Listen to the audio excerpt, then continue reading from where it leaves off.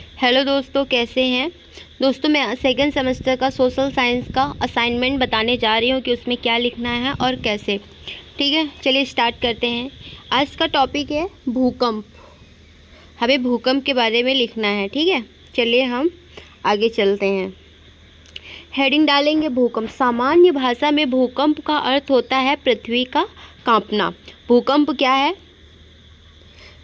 प्लेटों में गति के कारण पृथ्वी की पृष्ठ में अचानक आपात के रूप में भूकंप को परिभाषित किया जा सकता है, जो अचानक ऊर्जा निकलने का परिणाम होता है और भूकंपी तरंगों का निर्माण होता है। जब पृथ्वी की सतह का एक हिस्सा पीछे और ऊपर की ओर बढ़ने लगता है तो पृथ्वी की सतह पर इसके झटके महसूस होते हैं और इसीलिए इसे भूकंप कहा जाता है।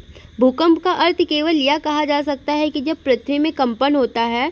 पृथ्वी की पृष्ठ विभिन्न भागों से बनी होती है जिन्हें प्लेट के रूप में जाना जाता है।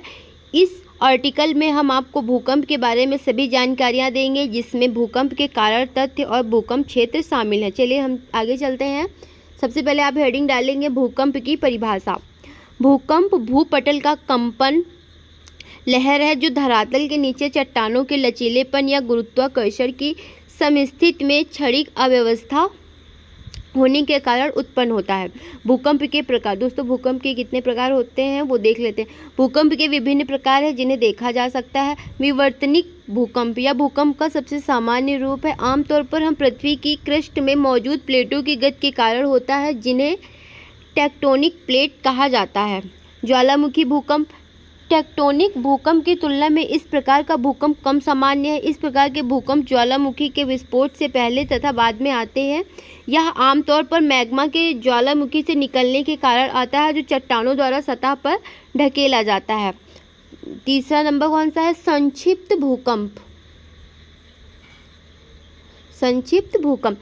इस प्रकार का भूकंप भूमिगत खाने में आता है। मुख्य कारण चट्टानों के भीतर दबाव उत्पन्न करना होता है। विस्फोटक भूकंप किसे कहते हैं? इस प्रकार का भूकंप कृत्रिम प्रकृति का होता है, जिसका अर्थ है कि यह मानव निर्मित गतिविधियों द्वारा उत्पन्न होता है। परमाणु विस्फोटक। ठीक है, जैसे कि जमीन पर उच्च घनत्व विस्फोटक।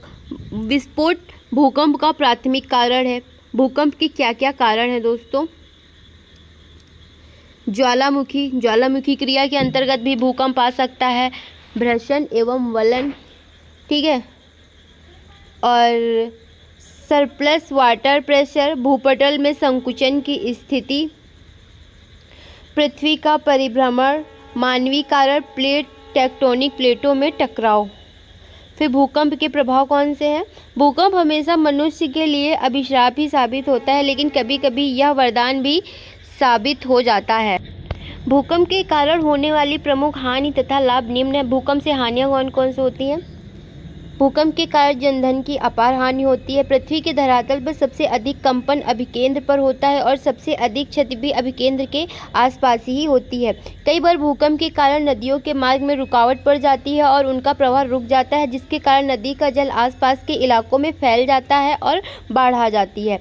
जब समुद्री भाग में भूकंप आता है तो बड़ी बड़ी लहरें उठती हैं, जिससे जलयानों को भारी क्षति होती है।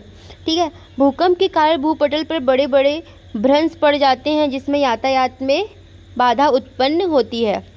भूकंप के कारण पर्वतीय क्षेत्रों में काफ़ी भूस्खलन होता है, जिसमें काफ़ी क्षति होती है। भूकंप के कारण कई बार भीषण आग लग जाती है, जिससे जनधन की भी काफ़ी हानि होती है।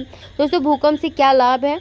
भूकंपी तरंगों से हमें भूगर्भ का ज्ञान प्राप्त करने में सहायता मिलती है। भूकंप के कारण भूस्खलन की क्रिया होती है, जो अपक्षय में सहायक होती है। इससे मिट्टी के निर्माण में सहायता मिलती है और कृषि को प्रोत्साहन मिलता है। भूकंप के कारण भूपटल पर बड़े पैमाने पर बल या भ्रंश पड़ जाते हैं, जिसमें पर्वत, पठार, घाटियां आदि कई नई स्थलाकृतियों का निर्माण होता है।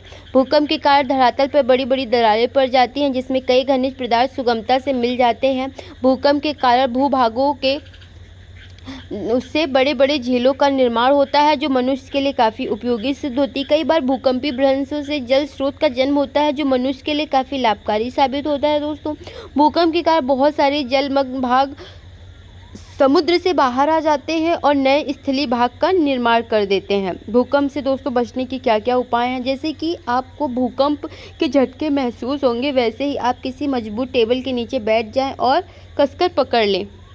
जब तक झटके जारी रहें तब तक एक ही जगह पर बैठे रहें, या जब तक आप सुनिश्चित ना कर लें कि आप सुरक्षित ढंग से बाहर निकल सकते हैं। बड़ी अलमारियों से दूर रहें, यदि वो आपके गिर गई तो आप चोटिल हो सकते हैं। यदि आप ऊंची इमारत में रहते हैं तो खिड़की से दूर रहें। यदि आप बिस्तर पर हैं तो वहीं रहें और उसे कसकर पकड़ लें और अपने सिर पर तकिया रख लें। यदि आप बाहर हैं तो वहीं पर रहें और कसकर पकड़ लें और अपने सिर पर तकिया रख लें, ठीक है। यदि आप उस समय कार चला रहे हैं तो कार धीमी करें और एक खाली स्थान पर ले जाकर पार्क कर दें। तब तक कार में बैठे रहें जब तक कि झटके समाप्त नहीं हो जाते। अगर आप बाहर सड़क पर या बाजार में हो तो पास में मैदान या खुली जगह पर पहुंच जाएं। ऊंची बिल्डिंगों के करीब ना रहें और उनसे दूरी बनाकर चलें। पेड़ों से और बिजली के तारों से भी दूर रहने की कोशिश करें। जैसे कि अब हम आगे चलते हैं, भूकंप से संबंधित शब्दावली। फर्स्ट है भूकंपी विज्ञान, यह भूकंप के अध्ययन से संबंधित भूविज्ञान की शाखा है। पॉइंट 2 है भूकंपी तरंगे, ये भूकंप की वजह से होने वाली ऊर्जा की तरंगे हैं जो पृथ्वी की सतह से होकर गमन करती हैं, ठीक है। अभिकेंद्रीय, जमीन की सतह पर स्थित वह बिंदु है जो फोकस के सबसे करीब होता है। फोकस, जिस जगह और भूकंपी तरंगों की उत्पत्ति होती है वह बिंदु पृथ्वी की सतह के नीचे होता है और उसे फोकस कहते हैं, ठीक है। सिस्मोग्राफ, जिस उपकरण से भूकंपी तरंगें मापी जाती हैं उसे सिस्मोग्राफ कहते हैं। फिर नेक्स्ट पॉइंट है रिक्टर स्केल, भूकंप की तीव्रता मापने के लिए इस्तेमाल किया जाने वाला यंत्र। दोस्तों ये जो रिक्टर पैमाना है, सिस्मोग्राफ है, ये अधिकतर आपके एग्ज़ाम में पूछे जाते हैं तो आप इसको भी याद रखिएगा, ठीक है। भूकंपी तरंगों के प्रकार, जो दोस्तों भूकंपी तरंगों के प्रकार होते हैं वो कौन कौन से हैं? प्राथमिक तरंग, द्वितीयक तरंगे, सतही या दीर्घ तरंगे। दोस्तों बस आज के लिए इतना ही है, फिर हम मिलेंगे एक नेक्स्ट वीडियो और एक नए टॉपिक के साथ।